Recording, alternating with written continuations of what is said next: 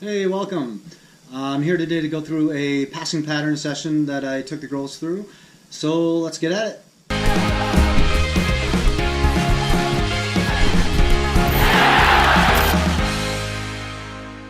So this is a passing pattern session that I typically use for a pregame warm-up with my high school varsity team. I think there's a lot of good applications that come from it. I wasn't really sure how the 9-year-old girls would pick it up.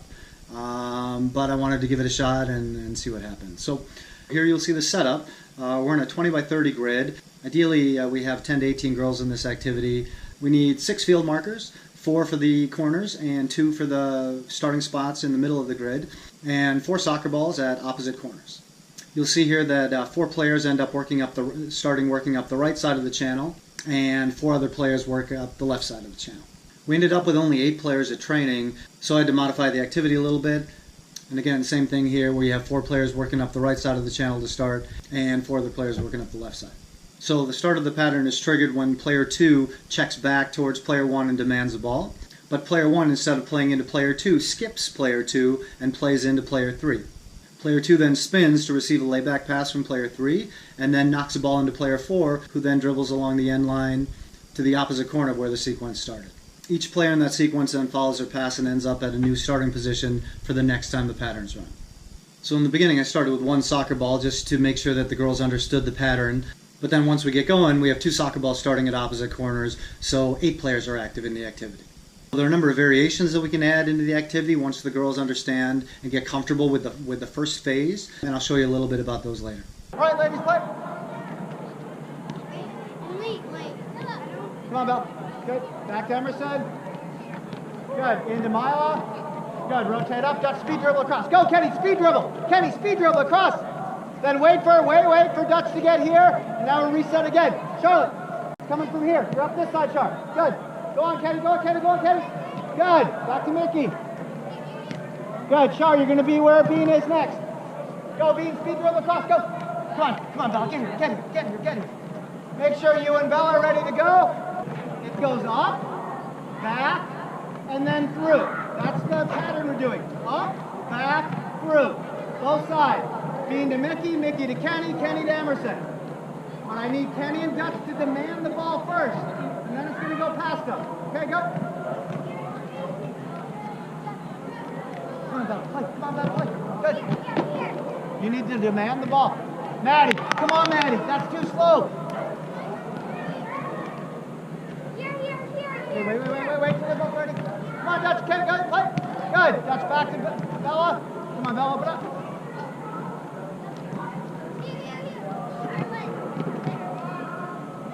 Good, speed dribble, Maddie.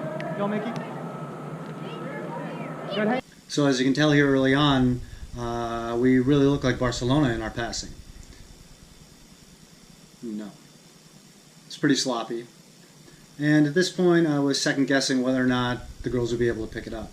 I decided to fight through it just a little bit longer and try not to get super frustrated. Again, these girls are 9.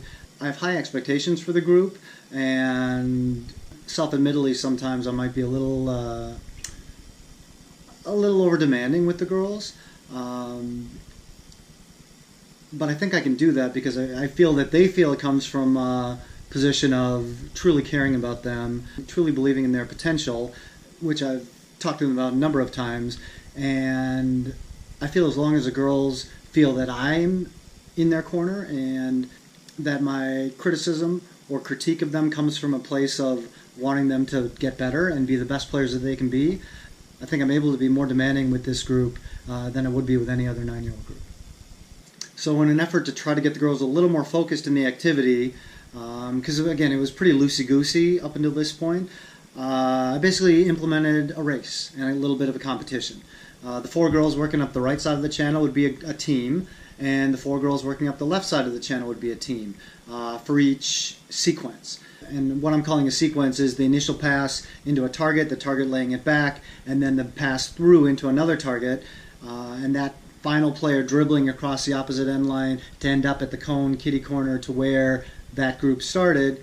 That was a sequence to me. And the first team that could complete it correctly would get a point. Everyone on their team would get a point. Then the next time we ran a pattern, the girls would be in a different group of 4. Again, one group working up the right side of the grid, another group working up the left side of the grid. And when I say they had to do it correctly, everything had to be correct. Player 2 had to check back to player 1 to demand the ball. Player 3 had to take 2 touches on the ball. I wanted everything 2-touched the first time around. Player 3 had to take 2 touches, 1 to receive, 1 to lay back to player 2. Player 2 would need to take 2 touches, 1 to prep, 1 to play into player 4. And then player 4 would obviously have to dribble and stop the ball next to the cone at the opposite end, at the opposite corner of the grid. If player 2 didn't check back to demand the ball, their team was disqualified. If player 3 or player 2 took 1 touch or 3 touches, their team was disqualified. Ready and play, go! Good, get there.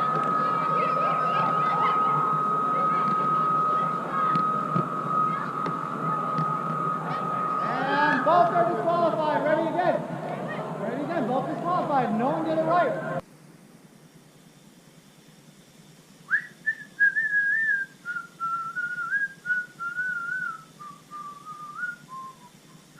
Yeah, clown show, first time.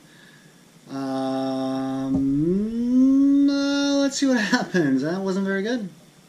Dutch, you got to check 2. Kenny's got to check 2. And play. 2 touches.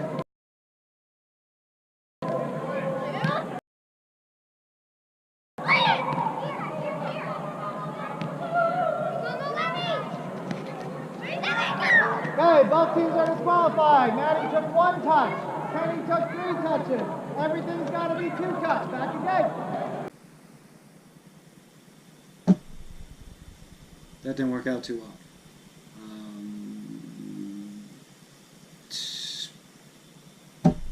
Not good. Bella and Bean got to demand the ball. 2 touches. And play. Here. Good. Go get it, Bella. Go, hurry. You good. 2 touches, Bella. Oh, it's a close one. You got to go. First one there.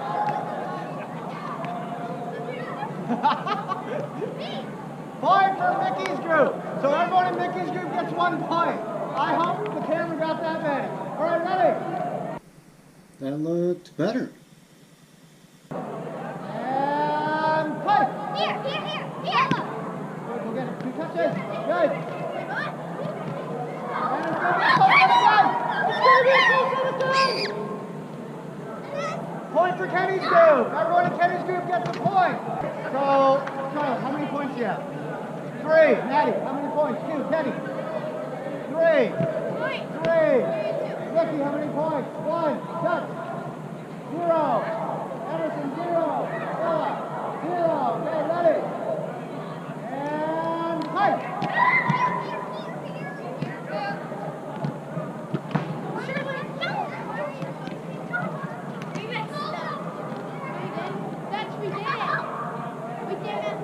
Dutch did 1 touch. He messed up. So everyone in Emerson's group gets a point. Everyone in Emerson's group. Ready. And hop. Good. Yep, that's fine. Good. Get there, Ricky. Get there, Maddie. Go on, Maddie. Go on, Maddie. Go on, Maddie. Point. Everyone in Maddie's group gets a point. Ricky wasn't by the code. Everyone in Maddie's group.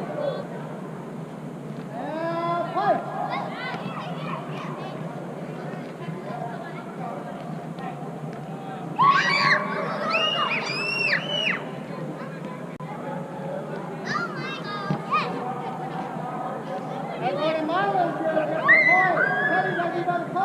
The girls are finding a little more success, which is good.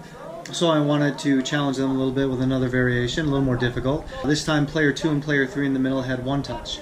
The layback from player 3 to player 2 had to be 1 touch, and the pass from player 2 up to player 4 had to be 1 touch. And the idea here is that I let them practice a little bit, and then as quick as I could put them into a more competitive race situation. I don't know if that's a good thing or bad thing. I think they could probably use more of the repetition. but I just felt I got a lot more focus when they were in the competition. So based on how poor I thought the beginning of the session was, when they didn't have that competition, I wanted to try to keep the level and the enthusiasm up in an activity that I still thought they were getting a lot of benefit in. Ready, and play. Good. One touch. You're just practicing one touch. Good ball. Get there, Shar. Oh, it's real good, ladies. Good, Emerson. Great first touch. Okay, one more practice and we'll go. One more practice and we'll go. And play.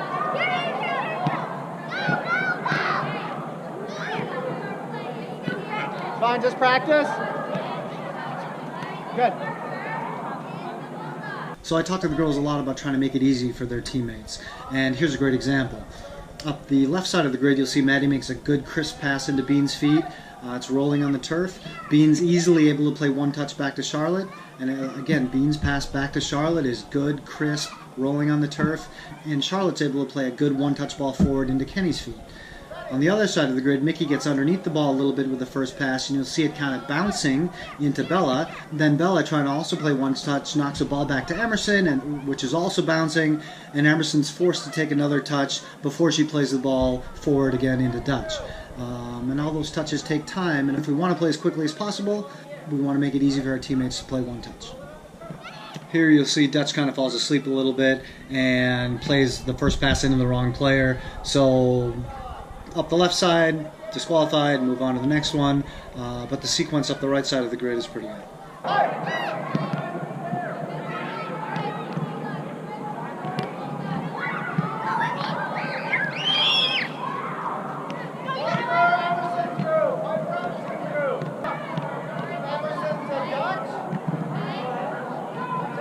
So to spice things up a little bit more, I'm moving on to another variation, and basically it's the same thing we were just doing, except when player 2 plays in player 4.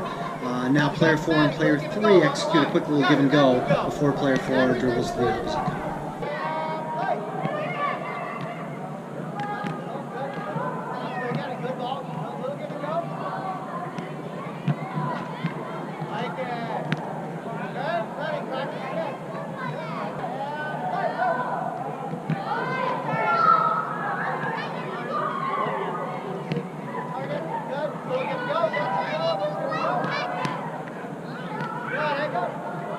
Okay, pretty good. Ready? Play!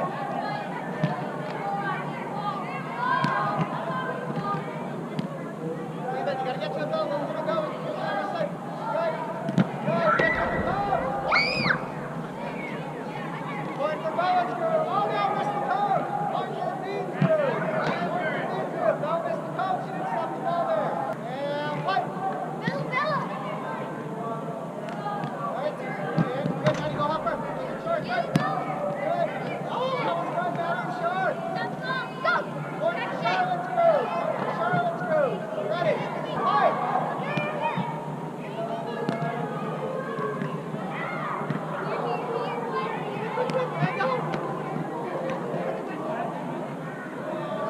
Is that two touch, Kenny, or one touch? I didn't see it. Perfect. Point for Mickey's crew. Or the last coaching point that I'm trying to give the girls here is that just a little bit on terminology. If I'm behind a player in support and I want that player to play a ball back to me that I can play first time down the field, that's a different type of pass than that player playing back into my feet. I want the ball played in front of me so that I can run forward and then I can play the ball forward one touch. And I call that a set pass. So here I'm just trying to talk to the girls and showing that that ball back from Bean to Charlotte should be demanding set, so that Bean knows that Charlotte wants the ball played in front of her so that Charlotte can play forward first time. This is for point. If I don't give a set, I don't give point. And go. And lastly here during the race part of it, I'm basically telling the girls that if I don't hear player 2 demand a set pass from player 3, their group is disqualified from the panel. So by the end of the session, I think the girls showed improvement, which is important. I didn't feel as much of a failure as a coach at the end of the at the end of the exercise than I did early on in the exercise. Again, second guessing if this was an activity that the girls could pick up, that they could see benefit from, that they could execute well enough to see benefit from. But again, I also have to remind myself that this is the first time that we've run this activity with the girls, and the next time they'll have a better grasp of the concepts and the movements earlier, which will allow us to get more repetition and see further benefit from it. So overall, I was happy at the end of the exercise. Yeah, I think they did well. Again, I need to temper my expectations a bit and continue to remind myself that even though I see a lot of potential in this group, they are 9-year-olds. And I can't expect them to consistently knock a 10, 15, 20-yard pass accurately with the right pace, rolling on the turf every single time. So, lesson for me as well as we continue to move forward and I continue to find ways to push these girls. Left the exercise feeling pretty good about things. That's about it for now. I hope you enjoyed the session, and I'll look forward to seeing you next time.